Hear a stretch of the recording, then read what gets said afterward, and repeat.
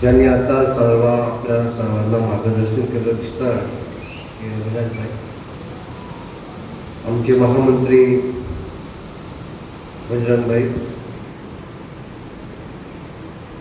प्रशांत गुजर, सविताई, रणजितभाई, मायाताई, पुष्पाताई, यादव, आमच्या संस्थेचे मुख्याध्यापक आणि सेक्रेटरी, त्यांचा आज वाढदिवस आहे. त्यांचं अभिनंदन असे झाल्यानंतर ते करणार आहे. पण मी भाषण करायला आज उभा नाही, पण मी घरी आलो आणि घरच्या लोकांना काय सांगायचं. पण मी आज माझी भूमिका ही प्रदेश संवर्धन मंडळाच्या अध्यक्षाची आहे, म्हणून काही गोष्टी तुम्हाला सांगितल्या पाहिजे. इथं बजरंगभाईने सविस्तरपणे मांडणी केली, अविनाशभाईने त्याच्या पुढे जाऊन मांडणी केली, रणजितभाईने केली, आमचा एन्सायक्लोपीडिया परिवर्तन चळवळीचा महाराष्ट्रातला स्वतः यांनी केली आहे, मनीषने केली आहे. आपण सर्व गेल्या 1.5 तासापासून येत बसला आहे. आणि अविनाशभाईंनी एक अपेक्षा व्यक्त केली, तीच अपेक्षा ती पुनरुक्ती मी करत आहे की आपल्याकडे वारकरी संप्रदाय आहे 1000, 2000, 3000 वर्षाचा. वारकरी चालत राहतात पंढरीकडे, आपण राहतात सध्या पालख्या घेऊन विचारांच्या, सर्व धर्म समभावांच्या. ज्ञानेश्वर ते तुकाराम असा एक जो आहे विचारांचा प्रवाह तो त्या पालखीमध्ये घेऊन जातात. एक पिढी, दुसरी पिढी, तिसरी पिढी, पालखी थांबत नाही. आणि म्हणून ही सर्वोदयाची पालखी अशीच आहे. 1948 साली निर्माण झाली, आजही ती चालू आहे. आणि ती पालखी आता नव्या खांद्यावर लताताईंनी द्यावी, त्या आल्याने त्यांची हे आहे. कारण त्यांना आमच्यासोबत महाराष्ट्रामध्ये काम करायचं, त्यांना आमच्यासोबत काम करायचं आहे. आणि बुलढाणा जिल्ह्यातून त्यांनी बाहेर पडावं ही अपेक्षा आहे.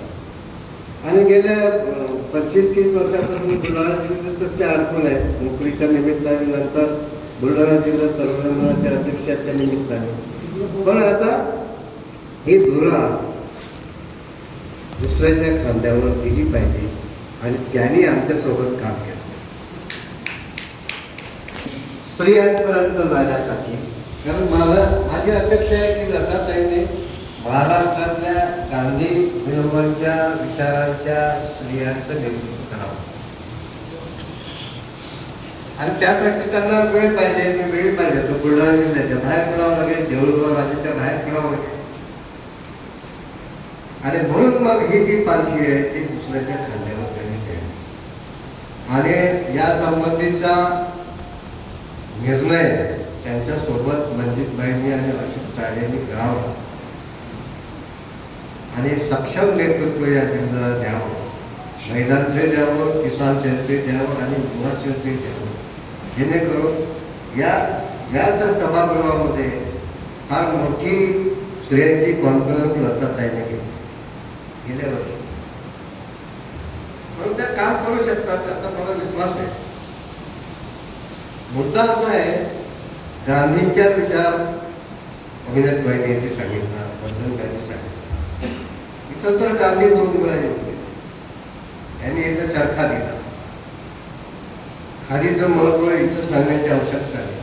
माझा जन्म सर्वोदयात झाला आणि माझं पोषण समाजाचे विचार चालू होते. पण जन्म झाला सर्वोदय म्हणजे इथं झाला. आणि इथं सर्वोदयाचा विषय हा 8वी, 9वी, 10वी मध्ये शिकवला जात होता, आपल्याला शिकवला. कारण त्या सरकारच्या अभ्यासक्रमाच्या काही अडचणी आहेत, टेक्निकल मुद्दे आहेत. परंतु तरीही हा विषय इथं चालला पाहिजे. म्हणजे नवी जी पिढी येते तर तिला सर्वोदय कळला पाहिजे. गांधी, विनोबा, लोकनायक, जयप्रकाश नारायण कळले पाहिजे ही अपेक्षा आहे. आणि ती जिवंत ठेवण्यासाठी महाराष्ट्र प्रदेश सर्वोदय मंडळातून जे सहकार्य तुम्हाला हवं आहे ते आम्ही द्यायला तयार. हे आम्ही द्यायला त्याला तुम्ही आणि आम्ही संयुक्तपणे या विचारांचा अभ्यासक्रम इथं एक्स्ट्रा विषय म्हणून तुमच्या मार्कशीटमध्ये येणार नाही, पण एक विषय आहे नव्या पिढीपर्यंत पोहोचला पाहिजे. आगामी मुख्याध्यापकांसमोर हे आव्हान आहे. तर त्याच पद्धतीने चरख्याचं डोक्यात आहे. मनीष म्हणून बोलवायला सांगितलं मी. खादीचं महत्व सांगण्याची गरज नाही, पण या संस्थेच्या घटनेमध्ये खादी आहे, घटनेमध्येच आहे. पण आम्ही कोणी आग्रही नाही म्हणून पण ते पांढरी शुभ्र खादीचा वस्त्र परिधान करावं अशी त्याच्यात तरतूद होतं. पांढऱ्या शुभ्र वस्त्रांचा वेगळा अर्थ घेऊन खादी नाकारणे आणि ही खादी आहे असं म्हणणे की या संस्थेची तर आहे, पण आपली स्वतःची फसवणूक आहे. म्हणून ही दुरुस्ती झाली पाहिजे आणि इथं काम करणाऱ्या माणसाला खादी वापरलीच पाहिजे आणि बुलढाणा जिल्हा समुदायाचं लोकसेवक बनवणाऱ्यांनी खादी वापरलीच पाहिजे. ही एक छोटीशी अपेक्षा आहे. इथं जसे गांधी येऊन गेले तसे या कलाभवनाच्या या समोरचा जो पोस्ट आहे इथं विनोबा बसले होते आणि हे संपूर्ण ग्राउंडवर असंख्य लाखो लोक विनोबांना ऐकायला या पोस्ट त्याचा फोटोग्राफ.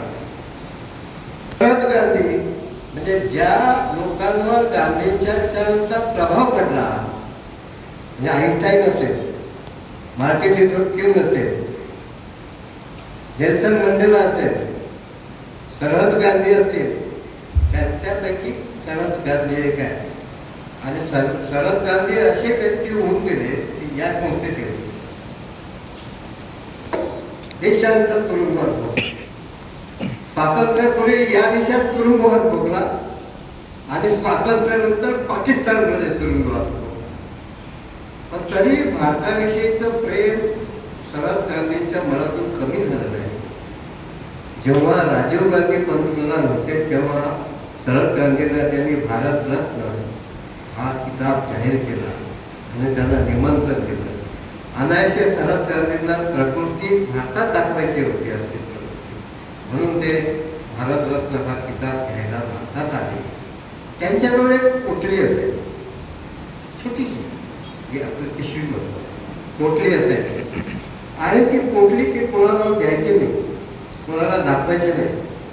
तर राजीव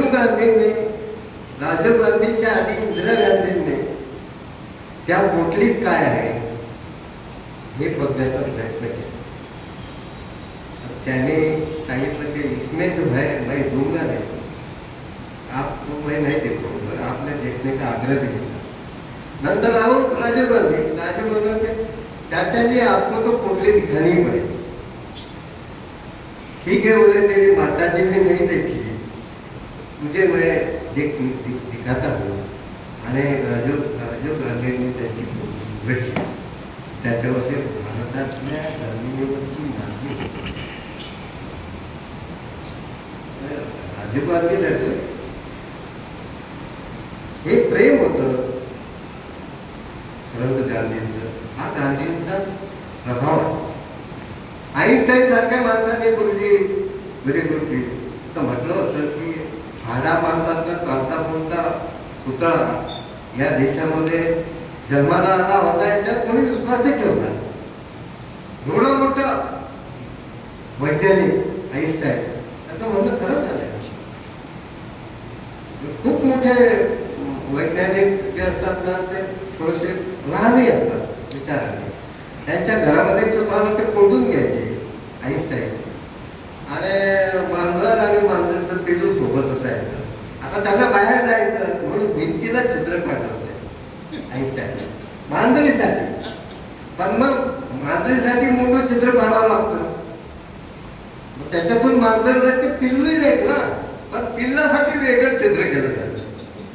म्हणजे असे ते थोडेसे मोठे वैज्ञानिक दिसतात, अशाही पद्धतीचे पण बराक ओबामा आले, अमेरिकेचे अध्यक्ष झाले, कृष्णवर्णी, आणि त्यांनी आपल्या कार्यालयामध्ये गांधींचं चित्र झालं आणि सांगितलं की गांधींमुळे त्या काळामध्ये बराक ओबामा सांगितलं. अशा अनेक गोष्टी आहेत ज्यांचा प्रभाव, गांधींचा प्रभाव त्याच्यावर आहे. अनेक गोष्टी. गांधींचा खून झाला 30 जानेवारी 1948. तेव्हा स्कॅनेडिव्हिया नावाचा देश शहर देश तिथं ज्येष्ठ समाजवादी नेते जेव्हा तरुण होते मधुलिमय हे तिथं होते आणि त्यांना गांधींची हत्या झाल्याचं कळलं आणि ते हमचून रडायला लागले आणि घाबरून गेले. बावरे होऊन रस्त्यात फिरायला लागले. तर एक स्कॅनेडिव्हियाचा माणूस तरुण त्यांना भेटला आणि त्याला म्हटलं की आर यू इंडियन? ते म्हणाले यस आय एम इंडियन. तर त्यांनी ते मधुलिमयचं बकोटं धरलं 2 खाली आणि असं हलवलं गदा आणि म्हटलं भाया आमच्या गांधींना काम आवर गांधी म्हणजे त्या काळात आवर गांधी म्हणणारा स्कॅनेडिव्हियामध्ये मधुलिमयना भेटलेला माणूस नंतरच्या काळामध्ये बराक ओबामा जे अमेरिकेचे अध्यक्ष होते तो माणूस. आणि आजही आमच्या प्राईम मिनिस्टरला परदेशात गेल्यानंतर काय ते 100 देश भेटले असतील, 150 वर्ष देश भेटले असतील, तर जाऊन गांधींच्या समोर त्याला नुसतं व्हावं लागतं. ही गांधींची महिमा आहे, ती कधी संपणार नाही. म्हणून चंद्रकांत बालकडे म्हणतात गांधी मरत नसतात. इथला गांधी मेला नाही पाहिजे. इथला सुद्धा गांधी जिवंत ठेवण्याची जबाबदारी आपली आहे आणि तो कृतीत आणण्याचं आणला तर आपल्याला तो गांधीचं जीवन हे केंद्र आहे.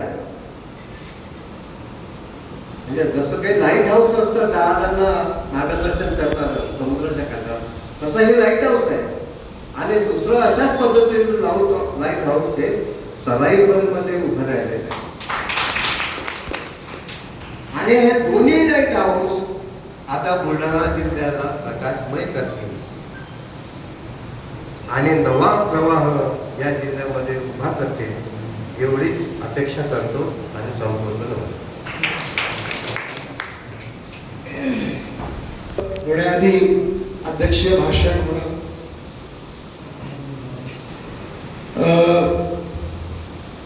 अविनाश भाईनी आणि रमेश अण्णांनी ज्या पद्धतीने सगळी मांडणी केली, नारायण सुर्वे यांनी एक कवितेत लिहिलेलं खूप इंटरेस्टिंग गोष्ट आहे. नारायण सुर्वे एक कम्युनिस्ट कवी आणि त्या कम्युनिस्ट कवीनं नेहरूंबद्दलचं आपलं प्रेम कसं व्यक्त केलंय हे समजून घ्या. नेहरू संसदेतनं बाहेर आले आणि एका महिलेनं त्यांची कॉलर धरली. त्यांचे बॉडीगार्ड होते, पोलीस होते, त्यांनी हटवलं आणि त्यांची कॉलर धरली. म्हणजे काय चालतं, कुठं गेली तुमची लोकशाही? तर नेहरूने उत्तर दिलं तिला, लोकशाही आहे म्हणूनच तुम्ही पंतप्रधानाची कॉलर धरू शकलात, नंतर कधीच धरू शकणार नाही. तर मित्रांनो, या देशामध्ये आपल्याला हा जो लाभलेला वारसा आहे गांधींचा, नेहरूंचा, आपण या वारशातले लोक आहोत. खूप मोठी ताकद आहे. मला असं वाटतं की अध्यक्षांचं भाषण हे महत्वाचं आहे.